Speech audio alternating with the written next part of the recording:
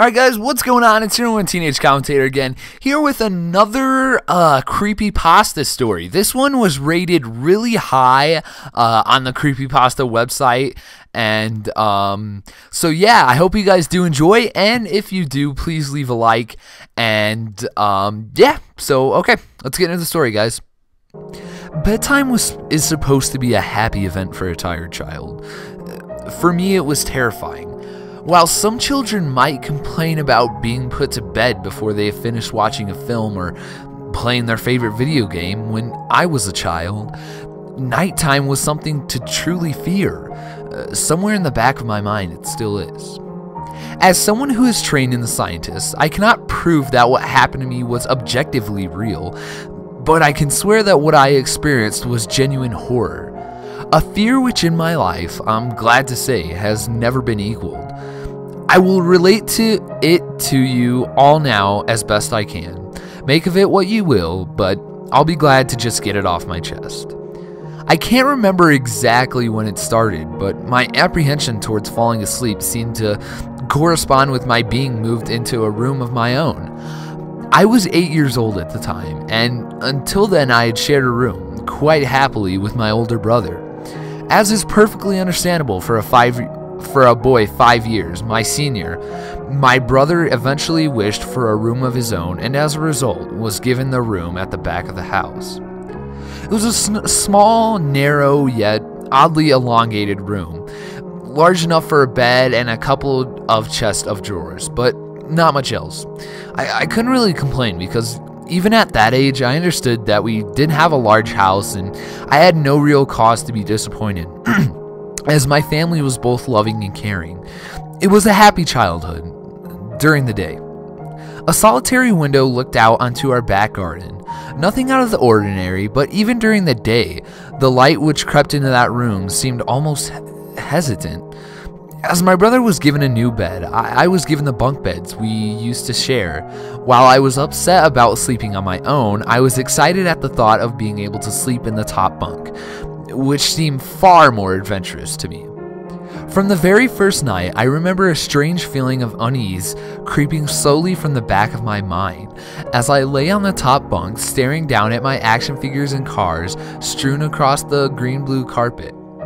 As imaginary battles and adventures took place between the toys on the floor, I couldn't help but feel that my eyes were being slowly drawn towards the bottom bunk, as if something was moving in the corner of my eye, something which did not wish to be seen.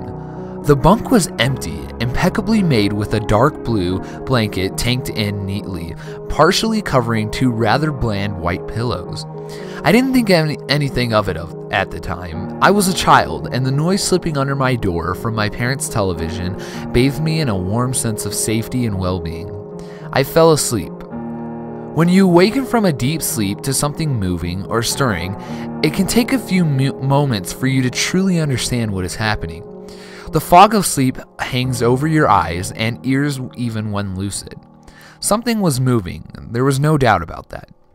At first I wasn't sure what it was. Everything was dark, almost pitch black, but there was enough light creeping in from outside to outline the narrowly suffocating room. Two thoughts appeared in my mind almost simultaneously. The first was that my parents were in bed, because the rest of the house lay both in darkness and silence. The second thought turned to the noise, a noise which had obviously woken me. As the last cobwebs of sleep withered from my mind, the noise took on a more familiar form. Sometimes the simplest of sounds can be the most unnerving. A cold wind whistling through a tree outside, a neighbor's footsteps uncomfortably close, or, in this case, the simple sound of bedsheets rustling in the dark. That was it, bedsheets rustling in the dark, as if someone disturbed sleeper was attempting to get all too comfortable in the bottom bunk. I lay there in disbelief, thinking that the noise was either my imagination or perhaps just my pet cat finding somewhere comfortable to spend the night. It was then that I noticed my door shut, as it had been as I'd fallen asleep. Perhaps my mom had checked in on me and the cat, sneaked into my room then. Yes, that must have been it. I turned to face the wall, closing my eyes in the vain hope that I could fall back to sleep. As I moved, the rustling noise from underneath me ceased. I thought that I must have disturbed my cat, but quickly I realized that the visitor in the bottom bunk was much less mundane than my pet trying to sleep, and much, much more sinister. As if alerted to and disgruntled by my presence, the disturbed sleeper began to toss and turn violently, like a child having a tantrum in their bed. I could hear the sheets twist and turn with increasing ferocity. Fear then gripped me, not like the subtle sense of unease I had experienced earlier, but now potent and terrifying. My heart raced as my eyes panicked, scanning the almost impenetrable darkness. I let out a cry. As most young boys do, I instinctively shouted on to my mother. I could hear something stir on the other side of the house, but as I began to breathe a sigh of relief that my parents were coming to save me, the bunk beds began to suddenly start shaking violently as if gripped by an earthquake, scraping against the wall. I could hear the sheets below me thrashing around as if tormented by a malice. I did not want to jump down to safety as I feared the thing in the bottom bunk would reach out and grab me, pulling me into the darkness. So I stayed there, white knuckles clenching my own blanket like a shroud of protection. The wait seemed like an eternity. The door finally, and thankfully, burst open, and I lay bathed in a light, while the bottom bunk, the resting place of my unwanted visitor, lay empty and peaceful. I cried and my mother consoled me. Tears of fear, following by relief, streamed down my face. Yet through all the horror and relief, I did not tell her why I was so upset. I cannot explain it, but it was as though whatever had been in that bunk bed would return if I even so much as spoke of it, or uttered a single syllable of its existence. Whether that was the truth, I do not know, but as a child, I felt as if that unseen menace remained close, listening. My mother lay in the empty bunk, promising to stay there until morning. Eventually, my anxiety diminished. Tiredness pushed me back towards sleep, but I remained restless, waking several times momentarily to the sound of rustling bedsheets. I remember the next day wanting to go anywhere, be anywhere but in that narrow, suffocating room. It was a Saturday, and I played outside, quite happily with my friends. Although our house was not large, we were lucky to have a long, sloping garden in the back. We played there often, as much of it was overgrown and we could hide in the bushes, climb in the huge sycamore tree towered above all else, and easily imagine ourselves in the throes of the garden adventure in some untamed and exotic land. As fun as it all was, occasionally my eye would turn to that small window, ordinary, slight, and innocuous. But for me, that thin boundary was a looking glass into a strange, cold pocket of dread. Outside, the lush green surroundings of our garden, filled with the smiling faces of my friends, could not extinguish the creepy feeling crawling up and down my spine, each hair standing on end. The feeling of something in that room, watching me play, waiting for the night when I would be alone, eagerly filled with hate. It may sound strange to you, but by the time my parents ushered me back into that room for the night, I said nothing. I didn't protest. I didn't even make an excuse as to why I couldn't sleep there. I simply and sullenly walked into that room, climbed the few steps into the top bunk, and waited. As an adult, I would be telling everyone about my experience, but even at that age, I felt almost silly to be talking about something which I really had no evidence for. I would be lying. However, if I said this was my primary reason, I still felt that this would be arranged, if so much as I spoke of it. It's funny how certain words can remain hidden in your mind, no matter how blatant or obvious they are. One word came to me that night. Lying there in the darkness alone, frightened, aware of a rotten change in the atmosphere, a thickening of the air as if something had displaced it. As I heard the first casual twist of bedsheets below, the first anxious increase of my heartbeat at the realization that something was once again in the bottom bunk, that word, a word which had not been sent into exile, filtered up through my consciousness, breaking free of all repression, gasping for air, screaming, etching, and caving itself into my mind. Ghost. As this thought came to me, I noticed that my unwelcome visitor had ceased moving. The bedsheets lay calm and dormant, but they had been replaced by something far more hideous. A slow, rhythmic, rasping breath heaved and escaped from the thing below. I could imagine its chest rising and falling with each sordid, wheezing, and garbled breath. I shuddered and hoped beyond all hope that it would leave without occurrence. The house lay, as it had the previous night, in a thick blanket of darkness. Silence prevailed, all but for the perverted breath of my, as yet, unseen bunkmate. I lay there terrified. I just wanted this thing to go, to leave me alone. What did it want? Then something unmistakably chilling transpired. It moved, in a way different form from before. When it threw itself around the bottom bunk, it seemed unrestrained, without purpose, almost animalistic. This movement, however, was driven by awareness, with purpose, with a goal in mind, for that the thing living in there was the darkness, that thing which seemed intent on terrorizing a young boy, calmly and nonchalantly sat up. Its labored breathing had become louder, as now only a mattress and a few flimsy wooden slats separated my body from the unearthly breath below. I lay there, my eyes filling with fear, a fear which mere words cannot relate to you or anyone else coursed through my veins. I would not have believed that this fear could have been heightened, but I was so wrong. I imagined what this thing would look like, sitting there listening from below my mattress, hoping to catch the slightest hint that I was awake. Imagination then turned on to an unnerving reality. It began to touch the wooden slats which my mattress sat on. It seemed to caress them carefully, running what I imagined to be fingers and hands across the surface of the wood. Then, with great force, it prodded angrily between the two slats, into the mattress. Even through the padding, it felt as though someone had viciously stuck their fingers into my side.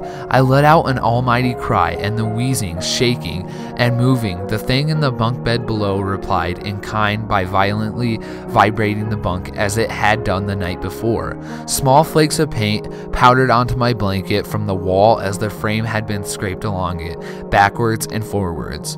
Once again I was bathed in light, and there stood my mother, loving, caring, as she always was, with a comforting hug and calming words which eventually subdued my hysteria.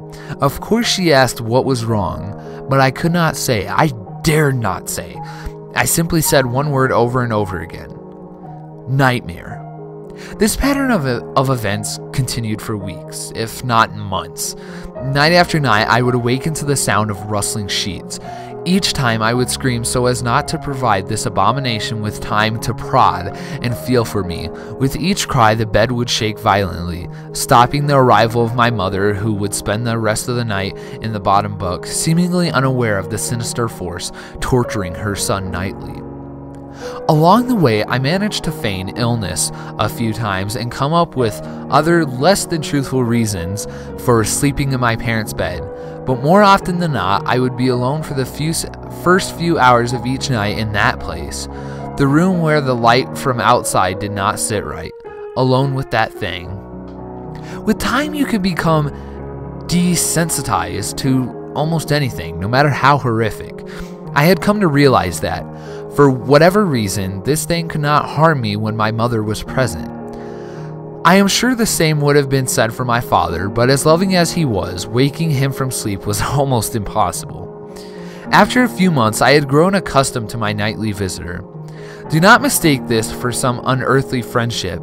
I detested the thing. I still feared it greatly, as I could almost sense its desires and its personality, if you could call it that. One filled with a perverted and twisted hatred, yet longing for me, or perhaps all things. My greatest fears were realized in the winter. The days grew short, and the longer nights merely provided this wretch with more opportunities. It was a difficult time for my family. My grandmother, a wonderfully kind and gentle woman, had deteriorated greatly since the death of my grandfather. My mother was trying her best to keep her in the community as long as possible. However, dementia is a cruel and degenerative illness, robbing a person of their memories one day at a time. Soon she recognized none of us, and it became clear that she would need to be moved from her house to a nursing home. Before she could be moved, my grandmother had a particularly difficult few nights, and my mother decided that she would stay with her. As much as I loved my grandmother and felt nothing but anguish at her illness, to this day I feel guilty that my thoughts were not of her, but of what my nightly visitor may do, should it become aware of my mother's absence, her presence being the one thing that which I was sure was protecting me from the full horror of this thing's reached. I rushed home from school that day, immediately wrenched the bed sheets and mattress from the lower bunk, removing all the slats and placing an old desk, a chest of drawers, and some chairs which we kept in a cupboard where the bottom bunk used to be. I told my father I was making an office, which he found adorable, but I would be damned if I'd give that thing a place to sleep for one more night. As darkness approached, I lay there knowing my mother was not in the house. I did not know what to do. My only impulse was to sneak into her jewelry box and take a small family crucifix, which had been seen there before. While my family was not very religious, at that age I still believed in God and hoped that somehow this thing would protect me. Although fearful and anxious, while gripping the crucifix under my pillow tightly in one hand, sleep eventually came, as I drifted off to dream, I hoped that I would awaken in the morning without incidents. Unfortunately, that night was the most terrifying of all. I woke gradually. The room was once again dark. As my eyes adjusted, I could gradually make out the window and the door, and the walls, some toys on a shelf, and even this day I shudder to think of it, for there was no noise, no rustling of sheets, no movement at all. The room felt lifeless yet not empty. The nightly visitor, that unwelcome, wheezing, hate-filled, which had terrorized me the night after night, was not in the bottom bunk. It was in my bed. I opened my mouth to scream, but nothing came out. Utter terror had shaken the very sound from my voice. I lay motionless. If I could not scream, I did not want to let it know I was awake. I had not seen it yet. I could only feel it. It was obscured under my blanket. I could see its outline. I could feel its presence, but I dared not look. The weight of it pressed down on top of me, a sensation I will never forget. When I say that hours passed, I do not exaggerate. Laying there motionless in the darkness, I was every bit a scared and frightened young boy. If it had been during the summer months, it would have been light by then. But the grasp of winter is long and unrelenting, and I knew it would be hours before sunrise, a sunrise which I yearned for. I was a timid child by nature, but I reached a breaking point, a moment where I could not wait anymore, where I could survive under this intimately deviant abomination no longer. Fear can sometimes wear you out, make you threadbare, a shell of nerves leaving the only slightest trace of you behind. I had to get out of that bed. Then I remembered the crucifix. My hand still lay underneath the pillow, but it was empty. I slowly moved my wrist around to find it, minimizing as best I could the sound and vibrations caused, but it could not be found. I had either knocked it off the top bunk, or it had, I could not even bear to think of it, been taken from my hand. Without the crucifix, I lost any sense of hope. Even at such a young age, you can be acutely aware of what death is, and intensely frightened of it. I knew I was going to die in that bed if I lay there, dormant, passive, doing nothing. I had to leave that room behind. But how? Should I leap from the bed and hope that I mistake it to the door? What if it is faster than me? Or should I slowly slip out of that top bunk, hoping not to disturb my uncanny bedfellow? Realizing that it had not stirred when I moved, trying to find the crucifix, I began to have the strangest of thoughts. What if it was asleep? It hadn't so much as breathed since I woken up. Perhaps it was resting, believing that it had finally got me, that I was finally in its grasp. Or perhaps it was toying with me. After all, it had been doing that just for countless nights, and now with me under it, pinned against my mattress with no mother to protect me, maybe it was holding off, savoring its victory until the last possible moment, like a wild animal savoring its prey. I tried to breathe as shallowly as possible, and mustering every ounce of courage I could, I reached over slowly with my right hand and began to peel the blanket off of me. What I found under those covers almost stopped my heart. I did not see it, but as my hand moved the blanket, it brushed against something smooth and cold, something which felt unmistakably like a gaunt hand. I held my breath in terror, as I was sure it must now have known I was awake. Nothing. It did not stir. It felt dead. After a few moments, I placed my hand carefully further down the blanket and felt a thin, poorly formed forearm. My confidence and almost twisted sense of curiosity grew as I moved down further to a disproportionately large bicep muscle. The arm was outstretched, lying across my chest, with the hand resting on my shoulders as if it had grabbed me in its sleep. I realized that I would have to move this cadaverous appendage if I even so much as hoped to escape its grasp. For some reason, the feeling of torn, ragged clothing on the shoulder of this nighttime invader stopped me in my tracks, for once again swelled in my stomach and in my chest as I recoiled my hand in disgust at the touch of straggled, oily hair. I could not bring myself to touch its face, although I wondered to this very day what it must have felt like. Dear God, it moved. It moved. It was subtle, but its grip on my shoulder and across my body strengthened. No tears came, but God, how I wanted to cry. As its hand and arm slowly coiled around me, my right leg brushed along the cool wall which the bed lay against at night. Of all that happened to me in that room, this was the strangest. I realized that this clutching, rancid thing, which drew great delight from violating a young boy's bed, was not entirely on top of me.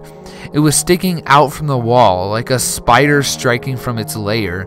Suddenly, its grip moved from a slow tightening to a sudden squeeze. It pulled and clawed at my clothes as if frightened at the opportunity would soon pass. I fought against it, but its emaciated arm was too strong for me.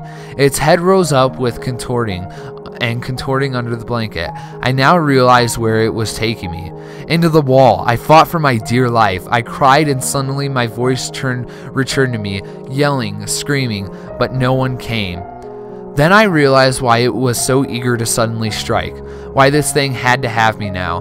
Through my window, that window which seemed to represent so much malice from outside, streaked hope, the first rays of sunshine. I struggled further, knowing that if I could just hold on, it would soon be gone. As I fought for my life, the unearthly parasite shifted, slowly pulling itself up my chest, its head now poking out from under the blanket, wheezing, coughing, rasping. I do not remember its features. I simply remember its breath against my face, foul and as cold as ice. As the sun broke over the horizon, the dark place, that suffocating my room of contempt, was washed, bathed in sunlight. I passed out as its scrawny fingers encircled my neck, squeezing the very life from me. I woke to my father offering to make me some breakfast, a wonderful sight indeed. I had survived the most horrible experience of my life until then, and now. I moved the bed away from the wall, leaving behind the furniture I had believed would stop that thing from taking a bed. Little did I think that it would try to take mine and me. Weeks passed without incidents, yet on one cold, frostbitten night I awoke to the sound of the furniture where the bunk beds used to be, vibrating violently. In a moment it passed. I lay there, sure I could hear a distant wheezing coming from deep within the wall, finally fading into the distance. I have never told anyone this story before. To this day I still break out in a cold sweat at the sound of the sheets rustling in the night, or a wheeze brought on by a common cold, and I certainly never sleep with my bed against the wall. Call it superstition if you will, but as I said, I cannot discount the conventional explanations such as sleep paralysis, hallucination, or that of an overactive imagination, but what I can say is this. The following year I was given a larger room on the other side of the house, and my parents took that strangely suffocating, elongated place as their bedroom. They said they didn't need a large room, just one big enough for a bed and a few things. They lasted 10 days. We moved on the 11th.